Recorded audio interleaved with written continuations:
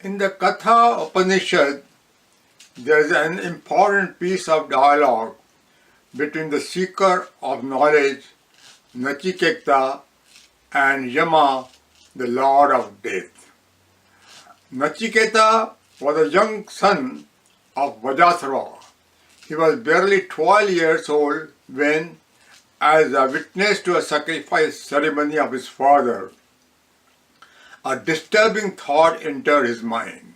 He confronted his father and challenged him about the futility of sacrificing of old, unproductive, and useless cows.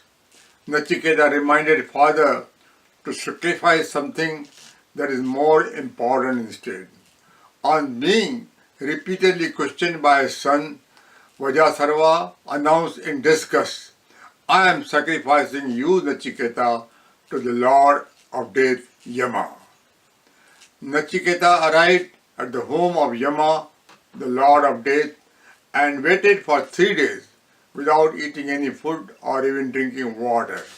When Yama returned, he was told about this and he was immediately struck by the supreme effort of the young boy.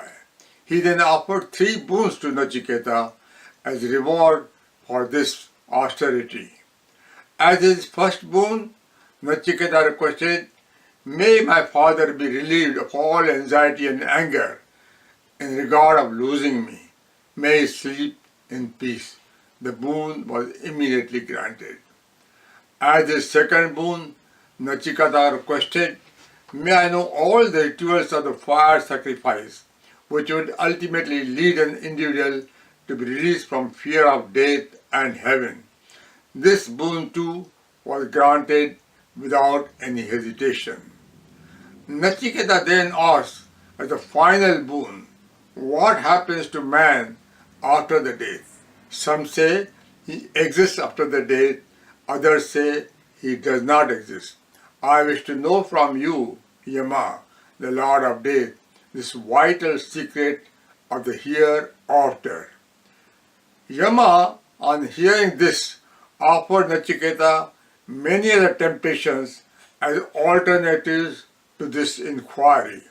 This he did to test the young Nachiketa about his resolve in seeking the spiritual knowledge of this nature.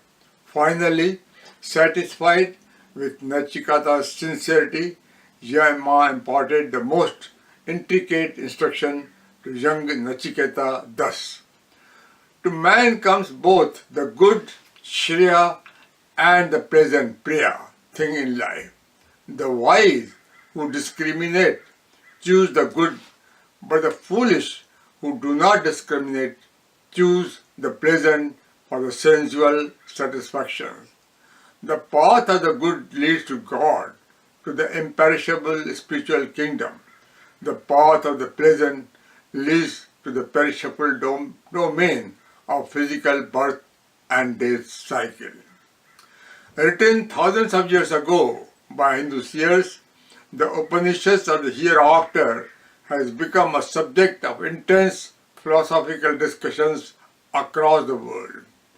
Fools dwelling in ignorance, yet imagining themselves wise and learned, go round in crooked ways like the blind leading the blind.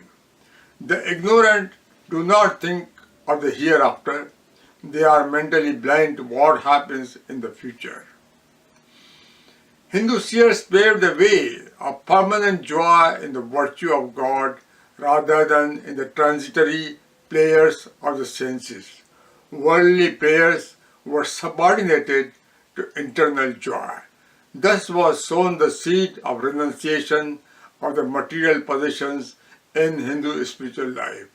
He who does not possess discrimination, whose mind is uncontrolled and impure, he does not reach that goal, but falls again and again into samsara, the realm of birth and death cycle. In this Upanishad is laid the foundation of the Hindu philosophy of reincarnation according to karma.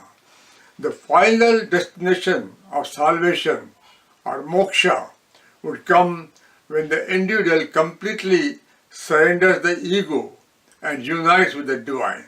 Hindu sages envisage human life as a final step on the ladder of evolution, after which the being would merge with the supreme divine after many birth cycles by performing the highest practices of sacrifices, austerities, and meditation.